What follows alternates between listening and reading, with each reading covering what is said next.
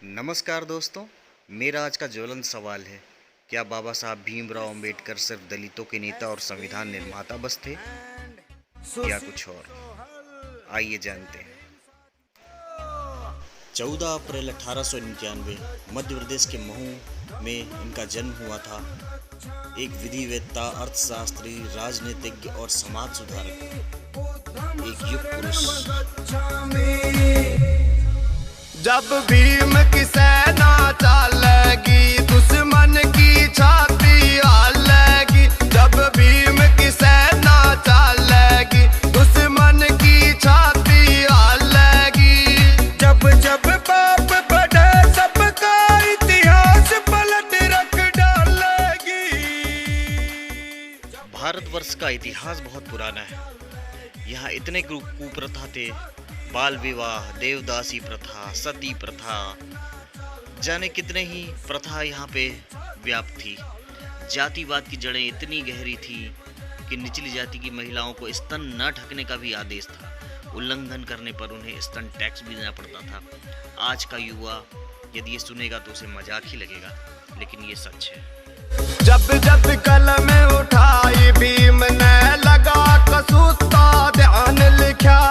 बाबा साहब तेरी कलम ने भारत का संविधान लिखा। जीत लेवे हर बाजी जब यह अपनी डार संभालेगी। भारत में जब फेमिनिज्म यानी नारीवाद का नाम भी कोई ढंग से नहीं जानता था, तब इस युग पुरुष ने नारी सशक्तिकरण के लिए काम करना शुरू किया था। जाने क्यों भारतीय नारी भूल गई कि उसे समानता का अधिकार दिलाया किसने? 20वीं शताब्दी में जब पितृसत्ता को खुली चुनौती दी थी। विडंबना देखिए, इतना करने के बाद भी नारीवाद का चेहरा बाबा साहब नहीं बन पाए। लोगों ने उन्हें सिर्फ दलितों का नेता और संविधान निर्माता तक ही सीमित कर दिया। जब भारतीय समाज महिलाओं को चार दीवारी में कैद रखा था, तब उन्होंने कामकाजी महिलाओं के लिए मैटरनिटी लीव दिलाई। अपने हक की लड़ाई नहीं किसे बेईमान मारा मसीहा बाबा।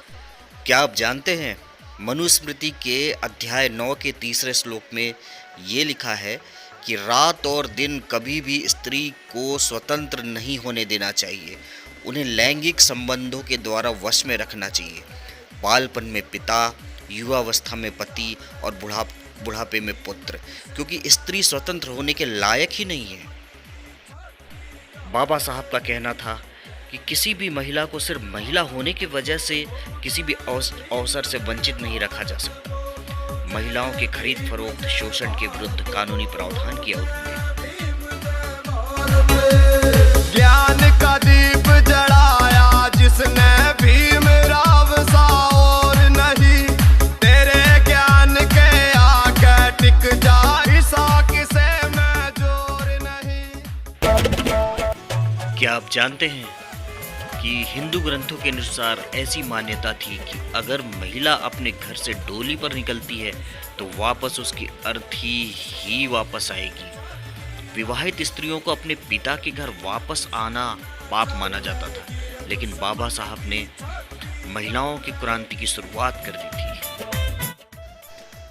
बाबा साहब द्वारा सदन में हिंदू कोड बिल लाया गया था, जिसमें हिंदुओं में बहुविवाह प्रथा को समाप्त करके केवल एक विवाह का प्रावधान, जो विधि सम्मत था, वो लागू करने का प्रावधान था। महिलाओं को संपत्ति में अधिकार, पिता की संपत्ति में महिलाओं को भी बराबर का हक पुत्र की तरह देने का प्रावधान, कानूनी रूप से प्रावधान उन्होंने किया था। नहीं किसी से डरते हैं, हम भीम दीवाने हैं, नहीं किसी से डरते हैं। जिसने है दिया जीवन, जिसने है दिया जीवन, हम उसी पे मरते हैं। हम भीम दीवाने हैं, नहीं किसी से डरते हैं। बाबा साहब भीमराव द्वारा महिलाओं को बच्चे गोद लेने का भी अधिकार दिया गया। पुरुषों के समान नारियों को तलाक का अधिकार, जो पहले सिर्फ हिंदू समाज में सिर्फ पुरुष के पास ही था, बाबा साहब अम्बेडकर के द्वारा नारियों को भी तलाक का अधिकार प्राप्त हो।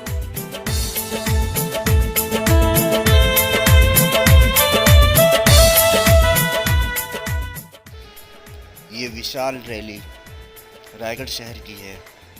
आप भी आनंद लीजिए, लोगों का जोश देखिए, लोगों का जुनून देखिए, किस तरह से झूम झूम कर नाच रहे हैं लोग।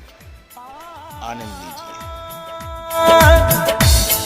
इस उजड़े चमन को खिलाया है भीम ने, बुद्ध का धम्म भी हमें दिलाया है भीम ने, कसम भगवान। बाबा साहब जैसा विश्वविज्ञानी आज तक नहीं हुआ। उनके पास 32 डिग्रियां थी और वो 9 भाषा के जानकार थे, जो विश्व में आज तक किसी के पास नहीं है। साहब ने सिखाया है अधिकार हमें अपना, अधिकार हमें अपना। संक्षेप में हिंदू कोड बिल अर्थात स्त्रियों को समानता का अधिकार, तलाक देने का अधिकार, गोद लेने का अधिकार, शिक्षा का अधिकार, मताधिकार का अधिकार और संपत्ति में बराबर का अधिकार। अधिकार हमें अपना, शिक्षा और संगठन से पूरा होगा सपना। संघर्ष की शक्ति से, संघर्ष की शक्ति से फूलों सा निखरते हैं। हम भीम दीवाने हैं, नहीं किसी से डरते हैं। हम भीम दीवाने हैं, नहीं किसी से डरते हैं। बाबा साहब का ये मानना था कि महिलाओं का उत्थान जब तक नहीं होगा, हमारा ये समाज तरक्की नहीं कर पाएगा। उनकी इसी दूरदर्शिता सोच के कारण ये सारे कानून और प्रावधान बने और आज आप खुद ही देख रहे हैं कि महिलाएं हमारे साथ कदम से कदम मिलाकर, कंधे से कंधे मिलाकर हर जगह, हर फील्ड में हमारे साथ दे रही हैं और इस देश की प्रगति में पूरा योगदान दे रही हैं।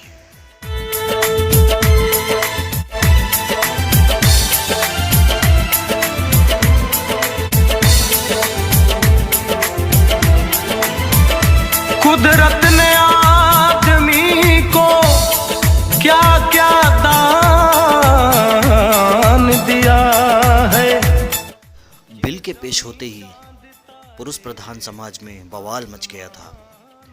बहुत सारे कट्टरपंथी हिंदू संगठन खड़े हो गए थे और इसके विरोधी पंडित जवाहरलाल नेहरू के कांग्रेस पार्टी के ही लोग थे। और इस बिल के विरोध में बड़ी हिंदू आबादी भी थी जिन्होंने विरोध किया। बिल के खिलाफ रैलियां निकाली, कई संगठन बने, भारी मात्रा में साहित्य भी वितरित किया गया। भारत है मेरा, ये भारत है मेरा, ये भारत है मेरा। अब लड़ेंगे हम उनसे जिसने हमें बिखेरा, हमें बिखेरा, जिसने हमें बिखेरा। हम भारतवासी। हिंदू कट्टरपंथियों का मानना था कि महिलाओं को समान संपत्ति का अधिकार दिया जाता है तो संयुक्त परिवार की नींव चरमरा जाएगी, परिवार के भीतर और अधिक संघर्ष होंगे। बाबा साहब भीमराव अंबेडकर जितना वो संविधान के लिए चिंतित थे, उससे कहीं ज़्यादा वो हिंदू कोड बिल, महिलाओं के उत्थान संबंधी कार्यों के लिए ज़्यादा चिंतित थे। उनका ये मानना था कि संविधान में सारे प्रावधान होने ही चाहिए। यदि ये प्रावधान वो ना कर पाए तो लोगों का जीना, महिलाओं का बहुत ही मुश्किल हो जाएगा। यद्यपि ये हिंदू कोड बिल उस समय तो लागू नहीं हो पाया क्योंकि उस समय के राजनीतिज्ञ अति बुद्धिजीवी लोगों ने इसे लागू नहीं होने दिया, लेकिन फिर भी इसको धीरे धीरे करके संशोधन करके इसको लागू जरूर किया गया। और ये आज आप जो इसका स्वरूप देख रहे हैं वो बाबा साहब की ही देन है। हिंदू कोड बिल के सारे जो उस समय सदन पर रखे गए थे वो आज उसी स्थिति में लागू कर दिए गए। काशी राम जैसे नायकों का मुझे चढ़ गया नीला रंग, मुझे चढ़ गया नीला रंग, मुझे चढ़ गया गया नीला रंग रंग मुझे स्वतंत्र भारत के प्रथम विधि एवं न्याय मंत्री एवं भारतीय संविधान के जनक बाबा साहब भीमराव अम्बेडकर को बिल का नामंजूर हो जाना इतना नागवार गुजरा कि उन्होंने विधि मंत्री के पद से इस्तीफा दे दिया।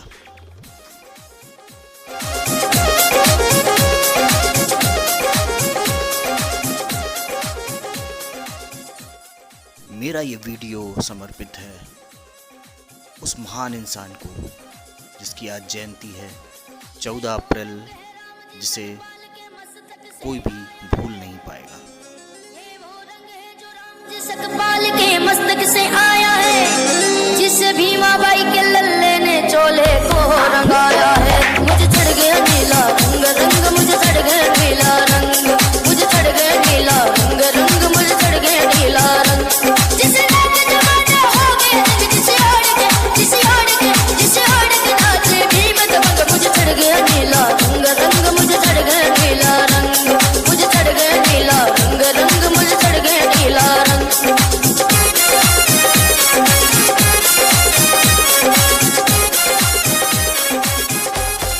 रायगढ़ की ये रैली नटवर स्कूल से शुरू होकर ये कलेक्ट्रेट पे ख़त्म हुई और मैं आभारी हूँ उन सभी लोगों का जो इस रैली में शामिल हुए। सभी वर्ग के लोग इस रैली को सहयोग प्रदान किया गया सभी के द्वारा।